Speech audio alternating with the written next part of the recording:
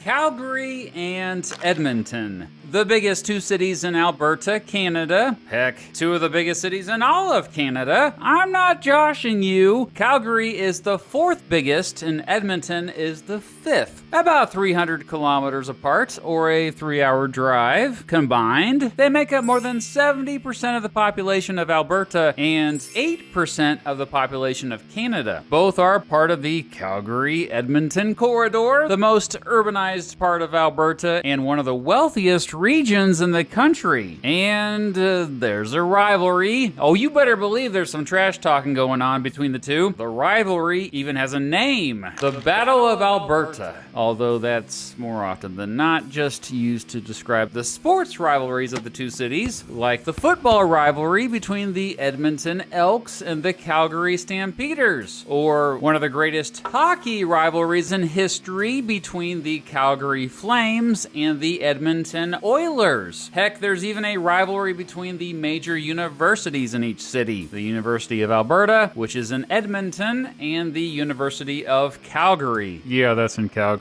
So perhaps to fan the flames of this rivalry even further, I am making this completely fact-based comparison video so you can make up your own mind about which city is better, okay? As always, sources are in the description, buddy. So what else do they have in common? First of all, Calgary and Edmonton are also two of the fastest growing major cities in Canada. And yet, both are kind of isolated. Like, why would people choose to live so far from the rest of civilization? Well, because both, surprisingly, have a lot going on and actually are quite desirable places to live. Both have a relatively low poverty rate. Both attract a lot of tourists. Both have low air pollution and great drinking water. Both cities have invested heavily in bike infrastructure and are quite bike friendly. Both have comparable traffic and commute times. Both have a relatively lower cost of living compared to other major Canadian cities, especially compared to Vancouver and Toronto. Both have less crime than most other North American cities of comparable size. That said, Calgary has less violent crime than Edmonton. Both have relatively young populations, although Edmonton has a lower median age. Both are ethnically diverse. Christianity is the biggest religion in both. In fact, almost the exact percentage of both identify as Christian.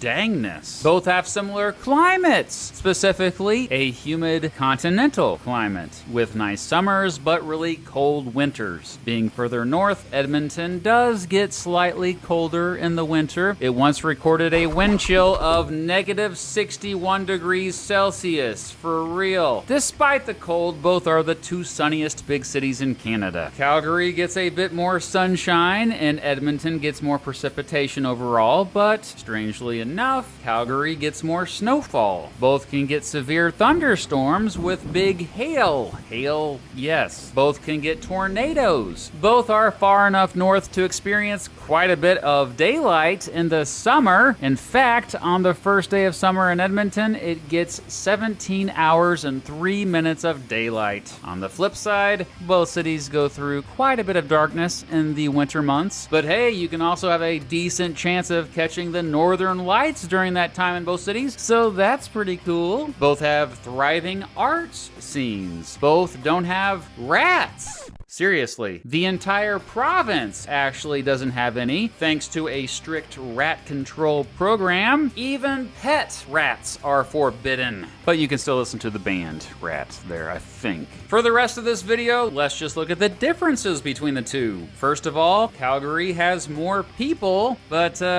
barely. And while Calgary is Alberta's largest city, Edmonton is its capital city. That said, Edmonton is North America's northernmost city with a population over 1 million. Calgary has a higher population density. Overall, Calgary just feels more cosmopolitan. A higher percentage of students in Edmonton graduate from high school. Maybe that's because Calgarians party more? Indeed, Calgary has a more active nightlife. Edmontonians are generally more religious. Edmontonians generally lean more to the left politically. Calgary is on the edge of the foothills of the epic Rocky Mountains. Being closer to the Rocky Mountains, Calgary is located at a higher elevation. Edmonton is on the prairie, but also is surprisingly heavily forested. Still, it's just a 3.5-hour drive from Edmonton to the mountains. The Bow River runs through Calgary, while the North Saskatchewan runs through Edmonton. Edmonton has been around longer. Oh yeah, let's get into some history here. Humans have lived in the area of modern-day Calgary and Edmonton for thousands of years. Both were home to several First Nations peoples. The Blackfoot Confederacy and Métis Nation mostly settled the area of modern-day Calgary, while the Cree, Ojibwe, Nakota Sioux, and Tsuut'ina mostly settled the area of modern-day Edmonton. The first European likely reached the area of modern-day Edmonton first. Anthony Hindin, an explorer for the Hudson's Bay Company, possibly got there as early as 1754. David Thompson, a cartographer with the Hudson's Bay Company, got to the area of modern-day Calgary in 1787. In the late 1700s and early 1800s, many fur traders came to the area to trade with the various First Nations peoples. The British established Fort Edmonton way back in 1813. This fort was named after a trading post further south, which itself was named after the hometown of a prominent family in the Hudson's Bay Company, located back in England. The British had actually already built a fort in present-day Edmonton back in 1801, but it didn't last. Over the following decades, Fort Edmonton became a center for the fur trade in a territory known as Rupert's Land. Few British actually lived in this area when the Canadian government bought Rupert's Land in 1870. It wasn't until 1875 when the Northwest Mounted Police, now known as the Royal Canadian Mounted Police, built Fort Calgary to, quote, protect the area. It was actually called Fort Brisebois back then. It officially became a town in 1884 named Calgary after the Calgary in Scotland because an Alberta officer thought that place was cool. 2 years after it was founded, it suffered a great fire, but quickly recovered. The Canadian Pacific Railway, which linked Calgary to the Canadian East and West Coasts in the 1880s, ended up being a huge boon to not only Calgary, but also Edmonton, as it connected to it in 1891. That said, originally, the railroad was supposed to go through Edmonton, not Calgary, so Calgary had an early economic advantage. In the early 1900s, both cities began to slowly grow. Calgary became known for cattle ranching, while Edmonton became known as an agricultural distribution center. Calgary got settled more by people of Scottish background, and Edmonton got settled more by Indigenous and French-Canadian folks. It also had a bunch of Ukrainian settlers nearby. Calgary, being closer to the American border, was much more influenced by the United States, especially due to those dang American cowboys coming up there all the time. When Alberta became a province in 1905, there was a big debate regarding which would become the province's capital, Calgary or Edmonton. Well, I'm sorry I forgot to give you a spoiler alert earlier, but you already know if you've been paying attention that Edmonton won that battle for 3 reasons that I could find at least. First, the federal government at the time was more left-leaning and liked that Edmonton was also more left-leaning and Calgary was not. Second, Edmonton was more centrally located. And third, by this time, 2 transcontinental railroads now went through it, so it was a no-brainer. In 1914, folks discovered oil near Calgary, and that began to make the city a bunch of money. Due to this, by 1930, it had nearly 100,000 people, while Edmonton had less than 78,000. Still, Edmonton's location remained better strategically, earning it the nickname, quote, Gateway to the North. During World War II, this city was a staging ground for military operations, as well as the construction of the Alaska Highway. It also had a more important military role throughout the Cold War as Canada aided the United States. In 1947, Edmonton began to compete with Calgary in the oil industry after folks discovered oil near it. In fact, by the 1960s, Edmonton was now known as the, quote, oil capital of Canada, since the oil industry was so big there. This led to Edmonton's population skyrocketing right past Calgary's, despite Calgary also still making lots of money from the oil industry. However, since the 1960s, Calgary has done a better job at diversifying its economy, and since the 1980s, it has created more economic opportunities than Edmonton. Today, major industries in Edmonton include technology, agriculture, and yep, still oil and gas. Edmonton is still known for being the base of operations for huge oil sands projects occurring in northern Alberta, but also for being the base of mining operations even further north. Major industries in Calgary also include agriculture, but additionally aerospace and financial services. Okay,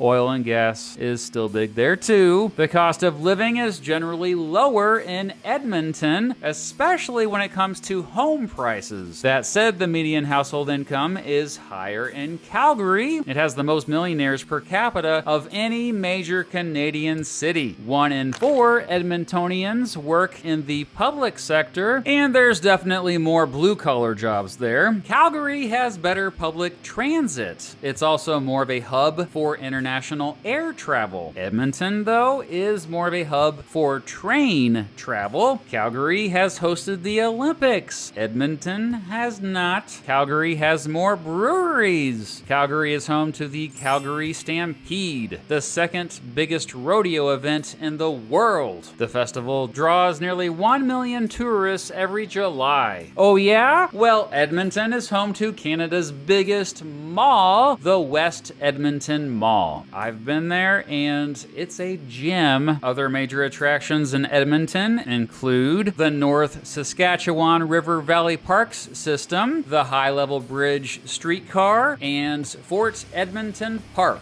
Other major attractions in Calgary include Heritage Park, Studio Bell, and Prince's Island Park. While Calgary has the distinctive Peace Bridge, Edmonton has the Walterdale Bridge and is planning a unique pedestrian bridge that will offer a great view of the city. And sorry, Edmonton, but the Calgary Tower is more iconic than the Edmonton Tower. In fact, I'd argue Calgary's architecture overall is way more unique. Just look at its News Central Library. That said, Edmonton has way more parks. In fact, its undeveloped parkland forms the biggest expanses of urban parkland in the country. Edmonton is known as Canada's Festival City, as it apparently gets a little carried away with its festivals. Notably, it has the Edmonton Folk Festival, the Edmonton Heritage Festival, and the International Street Performers Festival. In my opinion, it has a better music scene too. The aforementioned University of Calgary is infamous for its paint-covered boulders located on its campus. Students constantly paint over them, often turning them into informal message boards, sometimes painting controversial stuff. Edmonton has these cool pyramids located at the Matart Conservatory. Calgary recently ranked as the 4th most, quote, livable city according to the Global Livability Index, making it the most livable city in the entire Western Hemisphere. That said, Edmonton recently ranked as the best Canadian city to live in if a zombie apocalypse ever broke out. So, you know, more Calgarians are hipsters. Calgary has a bunch of cow sculptures because of course it does. Sadly, they got rounded up recently. Edmonton has this cool neon sign museum. There used to be a passenger train that connected both cities, but that was shut down in 1985. However, there are currently plans to build high-speed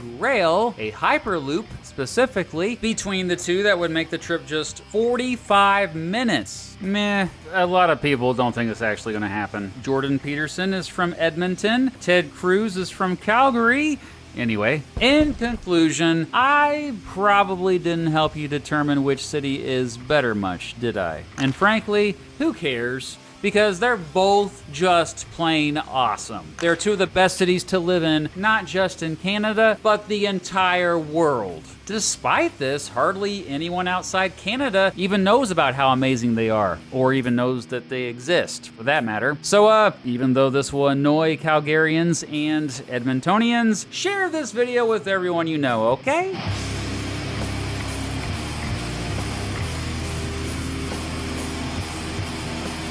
Father's Day is tough. You want to get your dad something really cool, but he's really difficult to shop for, am I right? I mean, I'm a dad, and I'm really difficult to shop for. Enter Ridge, which is making gifting for your dads much easier with their biggest sales of the year for Father's Day. They're most known for their amazing wallets, which can hold up to 12 cards plus room for cash, all while remaining as slim as possible. They feature RFID blocking materials that protect you from digital pickpocketers. But did you know that they sell other amazing products?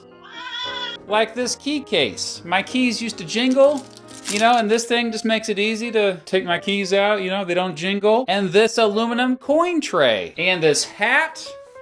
And this bag. I mean, they're known for their wallets, but they have so much more. Look at all this stuff. So find the best Father's Day gift ever by going to my special link at ridge.com/MrBeat, and you can get up to 40% off through June 14th. That's ridge.com/MrBeat. Thanks to Ridge for sponsoring this motion picture. Which two cities should I compare next for this series? Let me know somewhere, I don't know. I especially want to hear from you if you're actually from Edmonton or Calgary. Also, what did I mispronounce? Because nothing jiggles my wiggles more than reading hundreds of comments from you calling me an idiot for mispronouncing a place that only 0.0001% of the population has actually heard of. Thanks for watching.